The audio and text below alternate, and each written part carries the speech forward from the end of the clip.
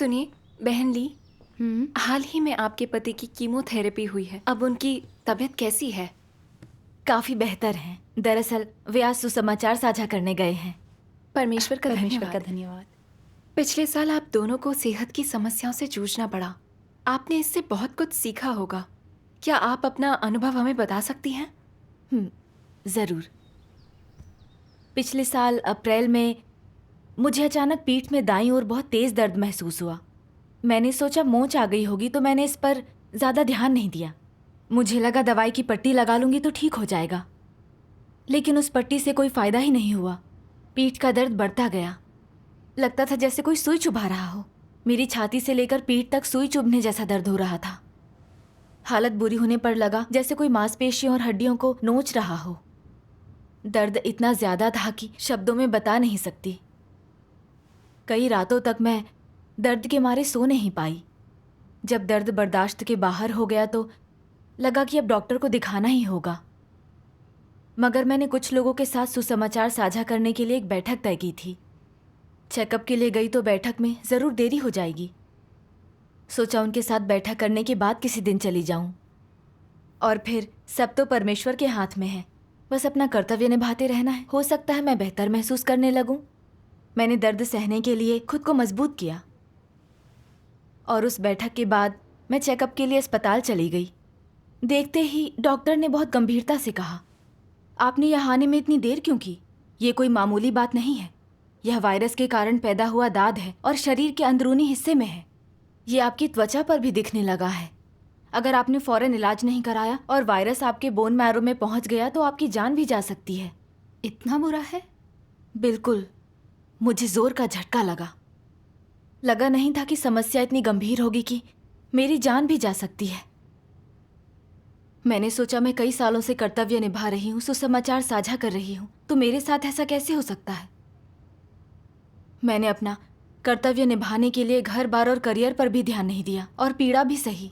CCP की गिरफ्तारी और यातना के बावजूद मैंने कभी परमेश्वर को धोखा नहीं दिया। जेल से छूटने के बाद भी कर्तव्य निभाती रही हूँ। फिर परमेश्वर मेरी रक्षा क्यों नहीं कर रहा? ये सोचकर मैं और परेशान हो गई। दिल में खालीपन था और आंसू रुक नहीं रहे थे। क्या आपको इलाज के लिए अस्पताल में रहना पड़ा? नहीं, ये एक लंबे समय तक चलने वाली समस्या है। इसे सिर्फ और सिर्फ दवाओं से ही रोका जा सकता है। उस समय कलीसिया में भी काम बहुत अधिक था, तो मैं इलाज कराते हुए अपना कर्तव्य निभाती रही। जब भी मैं किसी काम से साइकिल पर बाहर निकलती तो सड़क पर ठोकर लगते ही मुझे बहुत ज्यादा असहनीय दर्द होता। कभी कभी तो पसीने से भीग जाती। कई बार अचानक इतना तेज दर्द होता कि मैं सीधी बैठ भी नहीं पाती। काम से घर लौटकर सीधे बिस्तर पर लेट जाती। ऐसा लगता जैसे मुझ में जरा भी ताकत नहीं बची, बात भी नहीं कर पाती थी। क्या आपने इसमें परमेश्वर की इच्छा देखी? मुझे पता था मेरे साथ सब कुछ परमेश्वर की अनुमति से हो रहा था। मैं प्रार्थना कर रही थी और सोच रही थी कि मैंने ऐसा क्या किया जो परमेश्वर की इच्छा के अनुरूप नहीं था। मगर मैं अब भी इसी उम्मीद से चिपकी हुई थी कि अगर मैं अपनी गलतियां पहचान कर कर्तव्य निभाती रही तो हो सकता है परमेश्वर मुझे ठीक कर दे। 2 महीने पलक झपकते बीत गए, मगर मेरी हालत बेहतर नहीं हुई। मैं बहुत ज्यादा दुखी थी। मेरी तबीयत काफी समय से खराब थी। अगर ये कभी ठीक नहीं हुई तो मैं क्या करूंगी? मैंने अपना कर्तव्य निभाना भी कभी नहीं छोड़ा। बीमार रहकर भी सुसमाचार साझा करती रही। तो फिर परमेश्वर मुझे ठीक क्यों नहीं कर रहा? इसके बारे में सोचने पर मुझे लगा कि मेरे साथ गलत हुआ है। मैं और परेशान हो गई। अगर मैं कभी ठीक नहीं हुई तो अपना कर्तव्य कैसे निभाऊंगी? जब मैं अच्छे कर्म नहीं कर पाऊंगी फिर मुझे कैसे बचाया जा सकेगा? मैंने सोचा मेरा इतने सालों तक किया धरा बेकार हो जाएगा।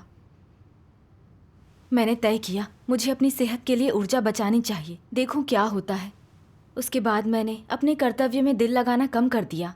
हमारे समूह की सभाओं में मैं बस सुसमाचार के संभावित लक्ष्यों के बारे में यूं ही पूछ लेती। अगर मेरी ज़रूरत नहीं तो मैं घर चली जाती। मुझे डर लग रहा था कहीं मैं बहुत कमज़ोर और बीमार ना हो जाऊं। उस दौरान मैं अपनी बीमारी से काफ़ी परेशान और निराश थी। परमेश्वर के वचनों से मुझे कोई रोशनी नहीं मिल रही थी। मुझे लगा मैं परमेश्वर से काफी दूर हो गई हूँ। अपनी पीड़ा में मैंने परमेश्वर से प्रार्थना की, हे परमेश्वर, मैं बहुत दुखी हूँ और बहुत कमजोर महसूस कर रही हूँ। कर्तव्य के लिए कोई उत्साह नहीं है। मैं तो आपसे भी नाराज हूँ। अपनी इच्छा को समझने में मेरा मार्गदर्शन कीजिए। मैं समर्पित होकर आत्मचिंतन करना और सबक सीखना चाहती हूँ। आमीन। अपनी खोज में मैंने परमेश्वर के वचनों का यह अंश पढ़ा। पहला, जब लोग परमेश्वर में विश्वास करना आरंभ करते हैं, तब उनमें से किसके पास स्वयं अपने लक्ष्य, कारण और महत्वाकांक्षाएं नहीं होती हैं? भले ही उनमें से कुछ परमेश्वर के अस्तित्व को मानते हैं और उसे देख चुके हैं, फिर भी वे कारण परमेश्वर में उनके विश्वास में अब भी समाये होते हैं। और परमेश्वर में विश्वास करने में उनका अंतिम लक्ष्य उसके आशीष और अपनी मनचाही चीजें प्राप्त करना होता है। प्रत्येक व्यक्ति अपने हृदय में निरंतर ऐसा गुणा भाग करता है। इरादे, महत्वाकांक्षाएं तथा लेन देन की मानसिकता के साथ परमेश्वर से मांगते हैं। अर्थात मनुष्य मन में हमेशा परमेश्वर की परीक्षा लेता है, उसके खिलाफ षड्यंत्र करता है, अपने मनोरथ के लिए परमेश्वर के साथ तर्क वितर्क करता रहता है और परमेश्वर से वक्तव्य हासिल करना चाहता है, ये देखने के लिए कि क्या वह उसे उसकी मनचाही चीज देगा। परमेश्वर का अनुसरण करने के साथ ही साथ मनुष्य परमेश्वर से परमेश्वर के समान बर्ताव नहीं करता है। मनुष्य ने हमेशा परमेश्वर के साथ सौदेबाजी करने की कोशिश और उससे मांगें की हैं, उस पर दबाव भी डाला है, ज्यादा से ज्यादा चाहा है। सौदेबाजी करते हुए मनुष्य परमेश्वर के साथ कुतर्क करता है और परीक्षा के समय या कुछ स्थितियों में कुछ लोग अपने काम में कमजोर और निष्क्रिय हो जाते हैं और परमेश्वर के बारे में शिकायतों से भरे होते हैं। मनुष्य ने परमेश्वर में विश्वास करने के समय से उसे एक अक्षय पात्र माना है और अपने आप को परमेश्वर का सबसे बड़ा साहूकार माना है। मानो परमेश्वर से आशीष और प्रतिज्ञाएं प्राप्त करने की कोशिश करना उसका जन्मजात अधिकार और कर्तव्य है, जबकि परमेश्वर का दायित्व मनुष्य की रक्षा और देखभाल करना और उसे भरण पोषण देना है। ऐसी है परमेश्वर में विश्वास की मूलभूत समझ उन सब लोगों की जो परमेश्वर में विश्वास करते हैं, और ऐसी है परमेश्वर में विश्वास की अवधारणा की उनकी गहनतम समझ। आमीन। आमीन। इन वचनों पर विचार करके मुझे अपराध बोध महसूस हुआ। अपनी आस्था में मैं परमेश्वर को परमेश्वर नहीं मान रही थी, बल्कि उससे सिर्फ आशीष पाना चाहती थी। विश्वासी बनने के बाद से ही मैं परमेश्वर को एक अक्षय पात्र समझ बैठी थी। सोचती थी कि अगर मैं परमेश्वर के लिए खुद को खपाती हूँ तो वो मुझे सुरक्षित और सेहतमंद रखेगा, मुझे कभी बीमारी का सामना नहीं करना पड़ेगा और मैं सभी तरह की आपदाओं से बच जाऊंगी। अंत में मुझे बचाया जाएगा और मुझे एक खूबसूरत मंजिल हासिल होगी। मैंने अपना कर्तव्य निभाने के लिए घर बार और करियर पर भी ध्यान नहीं दिया। सीसीपी द्वारा गिरफ्तार कर भयंकर यातना दिए जाने के बाद भी मैंने पांव पीछे नहीं किए। मगर जब मैंने देखा कि मेरी सेहत की समस्याएं बढ़ती जा रही हैं, तो मैंने परमेश्वर को दोष दिया, उससे तर्क करने की कोशिश की। मैं अपने सारे कष्टों का हिसाब लगा रही थी। सोच रही थी कि मैंने जो कुछ भी दिया वो सब बेकार चला गया। मैंने अपने कर्तव्य में ध्यान देना कम कर दिया। फिर समझ आया कि इतने बरसों की मेरी आस्था सत्य पाने और परमेश्वर का आज्ञा पालन करने के लिए नहीं थी, बल्कि अपने कष्टों के बदले परमेश्वर के अनुग्रह और आशीष पाने के लिए थी। मैं परमेश्वर के साथ इंसानी लेन देन वाली सोच अपनाना चाहती थी। क्या ये परमेश्वर को धोखा देना और उसका इस्तेमाल करना नहीं है? मैं बहुत स्वार्थी और नीच थी। मैंने सोचा कि कैसे परमेश्वर इंसान को बचा रहा है। उसने हमारे पोषण के लिए कई वचन बोले हैं। वो हमारे लिए हालात बनाता है ताकि हम उसके कार्य का अनुभव कर सकें, अपनी भ्रष्टता से छुटकारा पाकर बचाए जा सकें। पर मैं नहीं जानती थी कि मुझे उसके प्रेम का मूल्य चुकाना था। मैं बस परमेश्वर का इस्तेमाल कर रही थी। जब उसने वो नहीं किया जो मैं चाहती थी, तो मैंने अपने कर्तव्य में ध्यान देना और परवाह करना कम कर दिया। मैं परमेश्वर के प्रति बिल्कुल भी ईमानदार नहीं थी। मुझ में सचमुच विवेक या समझ नाम की चीज नहीं थी। मैं परमेश्वर के सामने आकर प्रार्थना करने लगी, परमेश्वर, मैं अपनी आस्था में तुम्हारा इस्तेमाल करके तुम्हें धोखा देती रही हूँ। मैं बहुत स्वार्थी और नीच हूँ। मैं इंसान कहलाने के लायक भी नहीं। परमेश्वर, मैं पश्चाताप करना चाहती हूँ। कृपया मुझे राह दिखाओ। आमीन। परमेश्वर के वचनों में आपने क्या पढ़ा जिससे आप अभ्यास का मार्ग ढूंढ पाई? दरअसल सत्य के बारंबार चिंतन से ही मार्ग मिलता है का मैंने एक अंश पढ़ा। बढ़िया।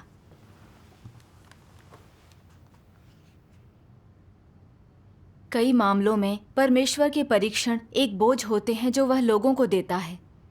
परमेश्वर तुम्हें जो भी बोझ दे, तुम्हें वह बोझ उठाना चाहिए, क्योंकि परमेश्वर तुम्हें समझता है और यह जानता है कि तुम वह बोझ उठा पाओगे। परमेश्वर द्वारा दिया बोझ तुम्हारी कद काठी या सहन शक्ति से अधिक नहीं होगा, इसलिए तुम निश्चित रूप से उसे वहन करने में सक्षम होगे। परमेश्वर चाहे तुम्हें किसी भी तरह का बोझ या किसी भी तरह का परीक्षण दे, एक बात याद रखो, प्रार्थना करने के बाद तुम परमेश्वर की इच्छा को समझते हो या नहीं, पवित्र आत्मा तुम्हें प्रबोधन देता है या नहीं, और चाहे यह परीक्षण एक इशारा हो कि परमेश्वर तुम्हें अनुशासित कर रहा है या चेतावनी दे रहा है, अगर तुम इसे नहीं समझ पाते हो तो कोई फर्क नहीं पड़ता। जो कर्तव्य तुम्हें निभाना चाहिए उसे मत छोड़ो और निष्ठापूर्वक उसका निर्वहन करो, तो परमेश्वर संतुष्ट होगा और तुम अपनी गवाही में मजबूत रहोगे। अगर परमेश्वर में अपनी आस्था और सत्य की खोज में तुम यह कहने में सक्षम हो, परमेश्वर कोई भी बीमारी या अप्रिय घटना मेरे साथ होने दे, परमेश्वर चाहे कुछ भी करे, मुझे आज्ञा पालन करना चाहिए और एक सृजित प्राणी के रूप में अपनी जगह पर रहना चाहिए। पहले मुझे सत्य के पहलू आज्ञा पालन को अभ्यास में लाना चाहिए, कार्यान्वित करना चाहिए और आज्ञाकारिता की वास्तविकता को जीना चाहिए। साथ ही परमेश्वर के आदेश और उस कर्तव्य को दरकिनार नहीं करना चाहिए जिसे मुझे निभाना चाहिए, यहाँ तक कि अपने जीवन के अंतिम क्षणों में भी मुझे कर्तव्य का पालन करना चाहिए। क्या यह गवाही देना नहीं हुआ? इस तरह के संकल्प और अवस्था के साथ भी क्या तुम्हें परमेश्वर से शिकायत हो सकती है? नहीं, तुम ऐसा नहीं कर सकते। आमीन। इन वचनों से मैं परमेश्वर की इच्छा समझ पाई। मैं चाहे कैसी भी मुश्किलों का सामना करूं, सब परमेश्वर की अनुमति से होता है। वो मुझे बोझ उठाने का मौका दे रहा है। बढ़िया। मुझे बस आज्ञा पालन कर गवाही देनी चाहिए। आमीन। मैंने पतरस के बारे में सोचा, जिसने हर हालात में परमेश्वर की आज्ञा का पालन किया। उसने बीमारी का सामना किया और अभाव में जीवन बिताया, मगर वह हमेशा परमेश्वर के प्रति समर्पित रहा, कभी शिकायत नहीं की। मुझे पतरस की तरह एक सृजित प्राणी का स्थान लेना होगा, परमेश्वर के प्रति समर्पित होकर सबक सीखना होगा। आमीन। मैं दवाएं लेते हुए अपना कर्तव्य पूरी तरह से निभाती रही। मैंने खुद को अपनी सेहत से मजबूर नहीं पाया। कुछ महीनों तक धीरे धीरे सुधार होने के बाद मेरी समस्या खत्म हो गई।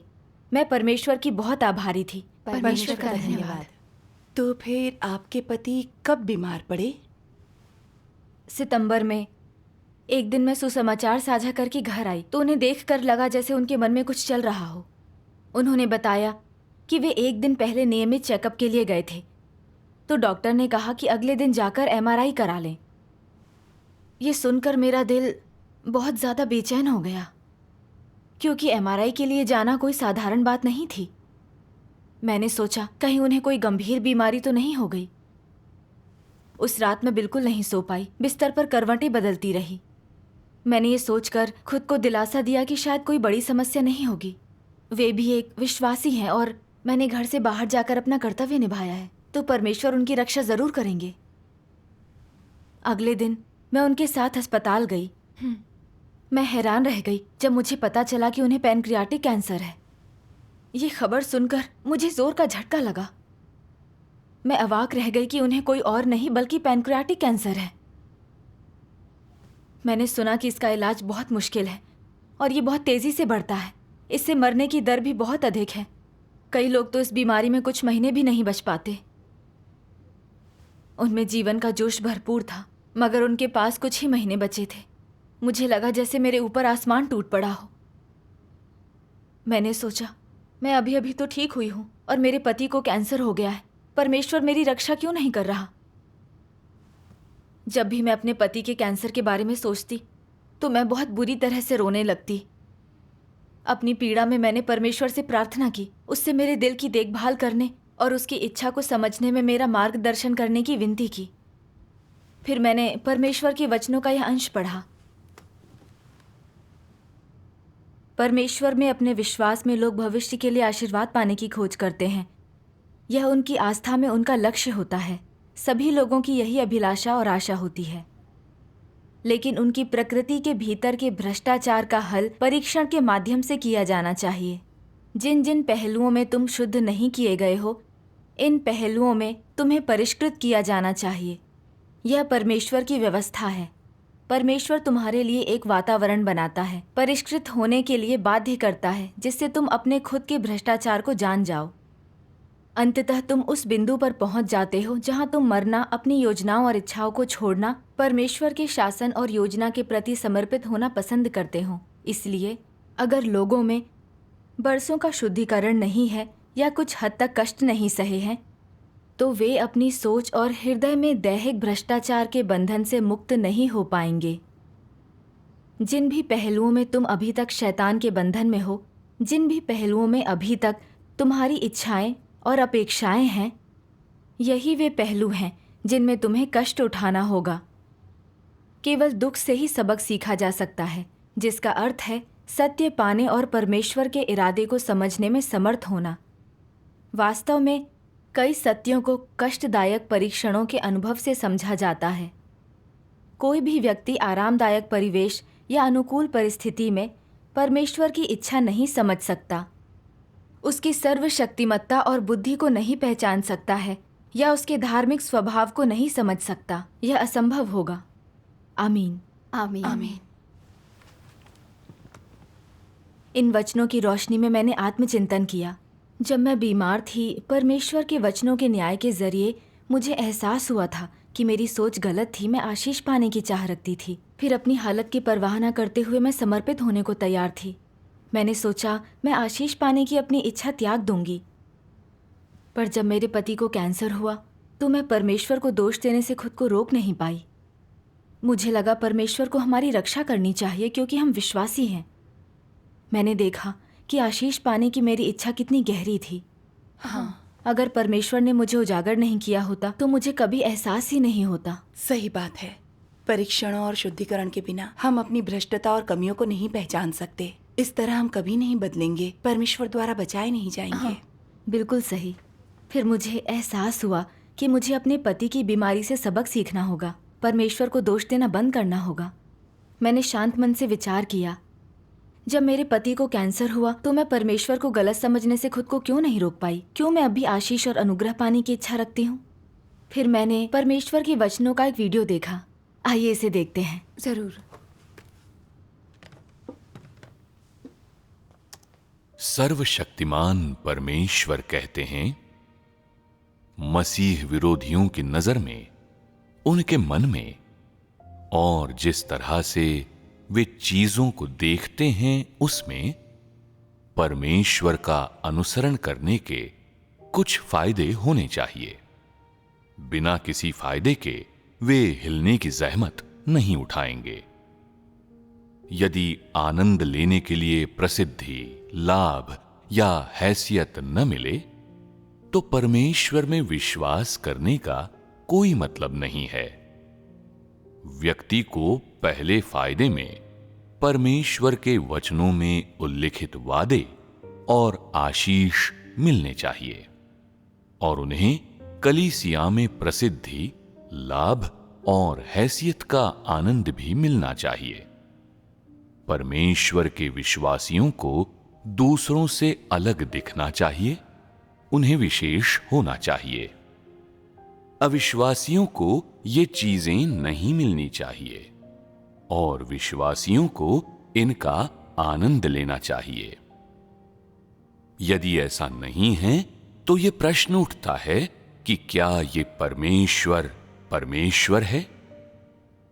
क्या मसीह विरोधियों का तर्क इन शब्दों को सत्य नहीं बनाता कि जो लोग परमेश्वर में विश्वास करते हैं उन्हें परमेश्वर के आशीषों और अनुग्रह का आनंद मिलना चाहिए?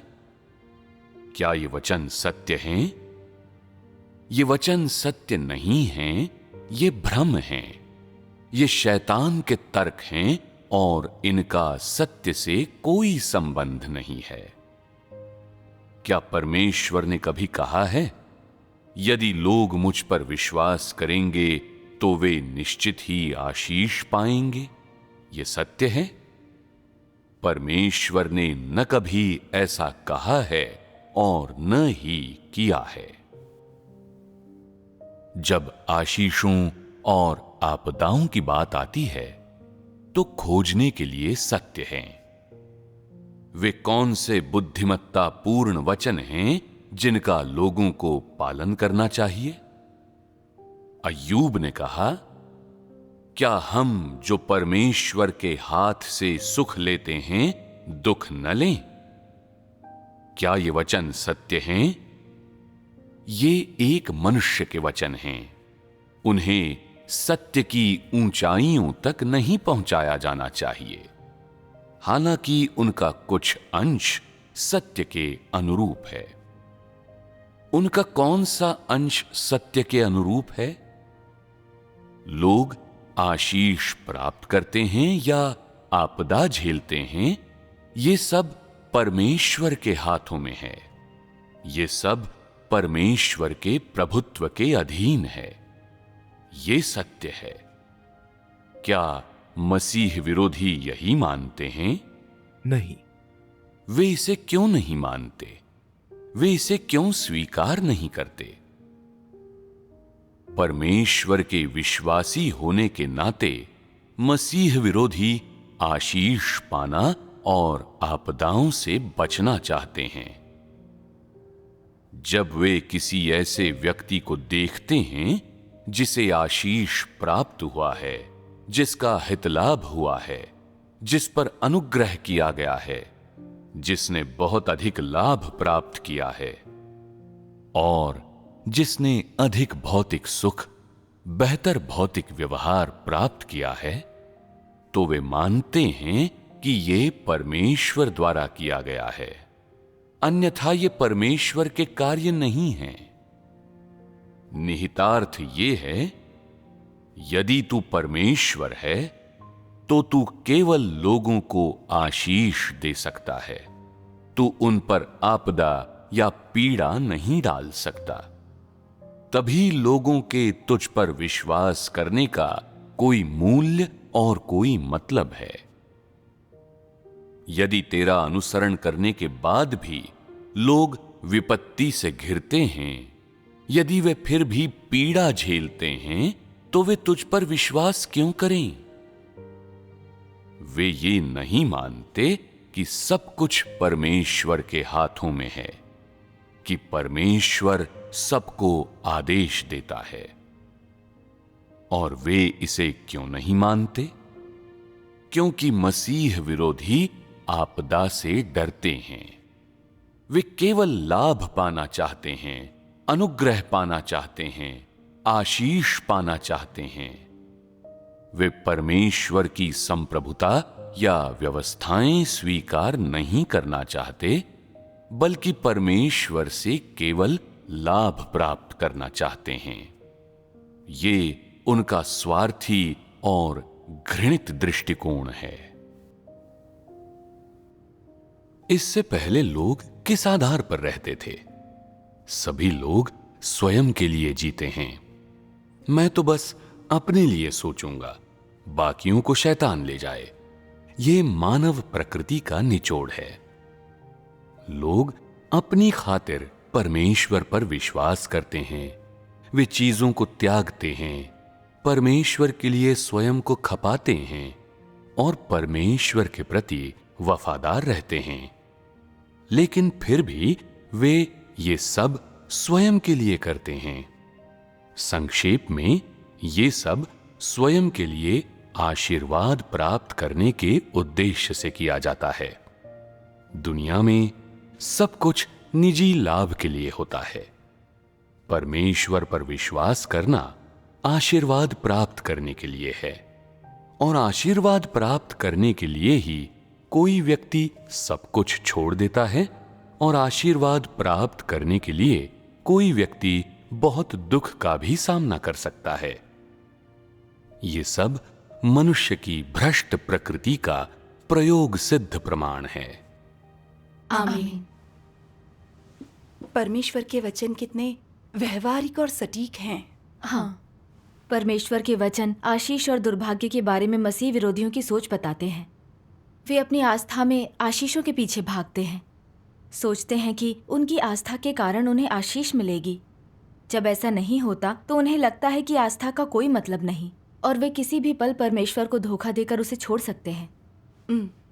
मुझे एहसास हुआ कि आस्था को लेकर मेरा नजरिया भी ऐसा ही है। मैं सोचती थी कि जब मैंने इतने सारे त्याग किए हैं तो परमेश्वर मुझे और मेरे परिवार को सुकून और अच्छी सेहत का आशीष देगा।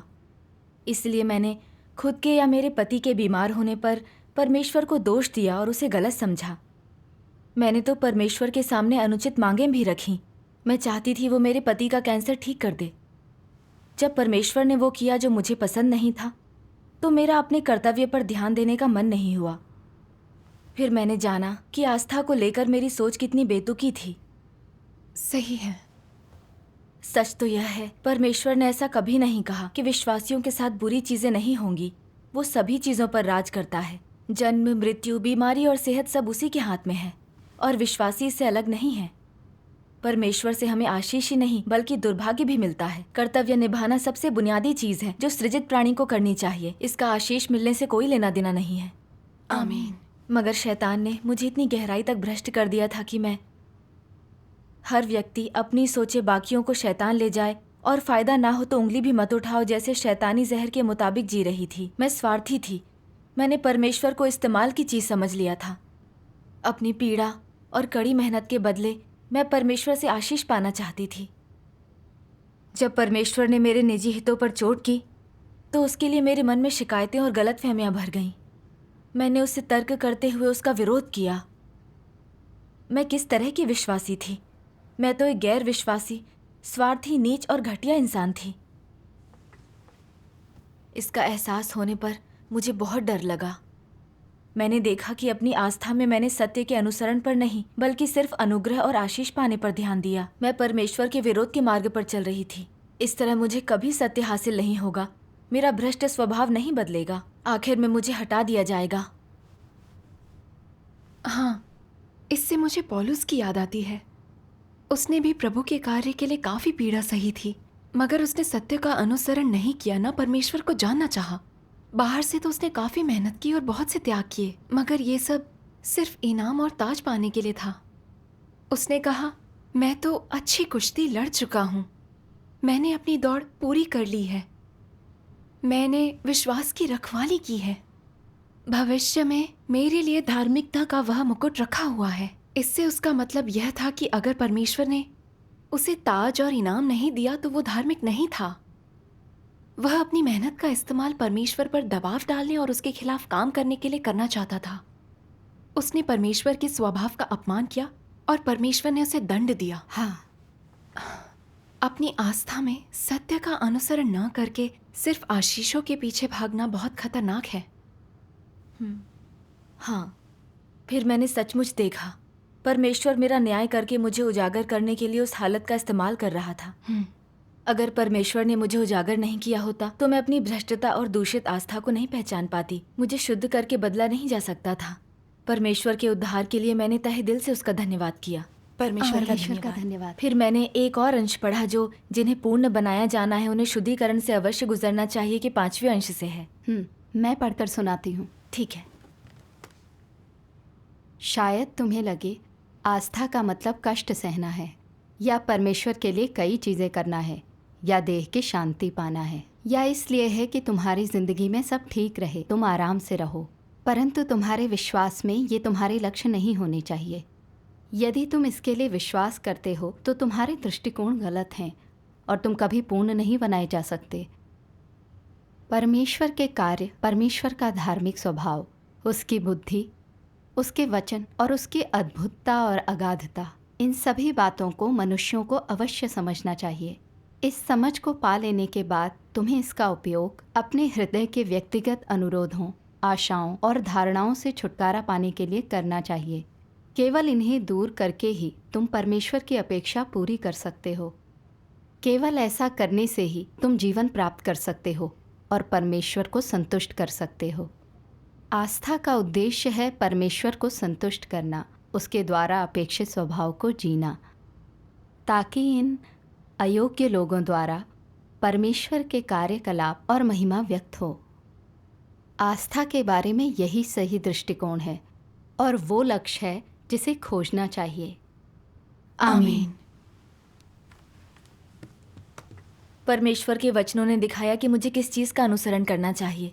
अपनी आस्था में मुझे किस तरह के फायदे या आशीष के पीछे नहीं भागना चाहिए, बल्कि परमेश्वर को संतुष्ट करने का तरीका खोजना चाहिए। अय्यूब की तरह परमेश्वर से कोई मांग या अनुरोध नहीं करना चाहिए। अय्यूब का मानना था कि उसके पास जो भी था वो परमेश्वर ने दिया था। तो चाहे परमेश्वर ने दिया हो या छीन लिया हो, चाहे उसे आशीष मिली हो या बदकिस्मती, उसने बिना शर्त परमेश्वर की धार्मिकता की प्रशंसा की। हाँ, जब शैतान ने अय्यूब की परीक्षा ली तो उसकी सभी संपत्तियां चोरी हो गईं, उसके बच्चे मारे गए, उसका पूरा शरीर फोड़ों से भर गया। वो राख की ढेर के पास ठीकरे से अपने फोड़ों को खुजाने लगा। फिर भी उसने शिकायत नहीं की, बल्कि परमेश्वर का गुणगान करता रहा। परमेश्वर ने चाहे जो भी किया, अय्यूब अपना कर्तव्य निभाता रहा और समर्पित होकर आराधना करता रहा। इसलिए अय्यूब की आस्था परमेश्वर के गुणगान के लायक है। हाँ, इस समझ से मुझे अभ्यास का मार्ग मिला। मेरे पति की सेहत बेहतर हो या ना हो, मुझे परमेश्वर के प्रति समर्पित होना होगा। परमेश्वर का धन्यवाद। फिर मैंने परमेश्वर के ये वचन पढ़े। परमेश्वर पहले ही पूरी तरह से अपने सभी प्राणियों की उत्पत्ति, आगमन, जीवन काल और अंत की योजना और साथ ही उनके जीवन के लक्ष्य और पूरी मानव जाति में उनकी भूमिका की भी योजना बना चुका है। इन चीज़ों को कोई नहीं बदल सकता। यह सृष्टिकर्ता का अधिकार है। आमीन। प्रत्येक प्राणी का आगमन, वे कितने समय तक जीवित रहते हैं, उनके जीवन का लक्ष्य, ये सभी नियम परमेश्वर द्वारा निर्धारित किए गए हैं। ठीक वैसे ही जैसे परमेश्वर ने प्रत्येक खगोलीय पिंड की कक्षा निर्धारित की थी। ये खगोलीय पिंड किस कक्षा का अनुसरण करते हैं, कितने वर्षों तक करते हैं, वे कैसे परिक्रमा करते हैं, वे किन नियमों का पालन करते हैं, यह सब बहुत पहले परमेश्वर द्वारा निर्धारित किया गया था, जो सालों से अपरिवर्तित है। यह परमेश्वर द्वारा निर्धारित उसका अधिकार है। आमीन। वचनों से मैंने देखा, हमारी किस्मत, उम्र और परिणाम सब सृजनकर्ता के हाथों में है। हमारी मौत परमेश्वर तय करता है, कोई भी इससे बच नहीं सकता। समय आने से पहले अगर कैंसर भी हो जाए तो भी हमारी मौत नहीं हो सकती। यह परमेश्वर का अधिकार है और इसे कोई नहीं बदल सकता। इस समझ से मुझे थोड़ी राहत मिली। मेरे पति की सेहत परमेश्वर के हाथों में थी और मैं बस परमेश्वर की व्यवस्था का पालन करते हुए अपना कर्तव्य निभा सकती थी। आमीन। अस्पताल में कुछ दिनों तक उनकी कीमोथेरेपी हुई। हैरानी की बात थी कि उनके खून में कैंसर की कोशिकाएं नहीं थीं। सारे सूचक सामान्य थे। आधा ट्यूमर भी चला गया था। परमेश्वर का धन्यवाद। डॉक्टर ने कहा ऐसा मामला शायद ही कभी देखने को मिलता है। यह कितनी अच्छी तरह काबू हो गया। हमारे बेटे ने बताया कि उसके सहपाठी के पिता को भी यही कैंसर हुआ था। उन्होंने बस एक बार कीमोथेरेपी कराई, कुछ महीनों के बाद उनकी मौत हो गई। यह सब सुनकर मैंने परमेश्वर का बहुत आभार माना। परमेश्वर का धन्यवाद। मुझे सबसे अधिक खुशी थी कि मेरे पति, जो सिर्फ नाम के विश्वासी थे, हमेशा पैसे के पीछे भागते थे, कैंसर होने के बाद उन्हें परमेश्वर की सर्वशक्तिमत्ता और संप्रभुता की समझ आई।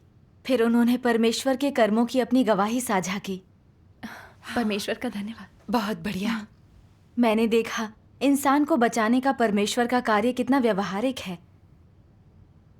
इन सारे अनुभवों से गुजरना उस समय काफी पीड़ादायक था, मगर मैंने इससे एक सबक सीखा और खुद को जाना। अपनी आस्था में अनुसरण के तरीके को ठीक किया। यही परमेश्वर का प्रेम और आशीष है। परमेश्वर का धन्यवाद। परमेश्वर का धन्यवाद। मुझे परमेश्वर के वचनों का ये भजन याद आ रहा है। परमेश्वर का सच्चा प्रेम पाने की खोज करनी चाहिए तुम्हें। आइए मिलकर गाते हैं। बढ़िया।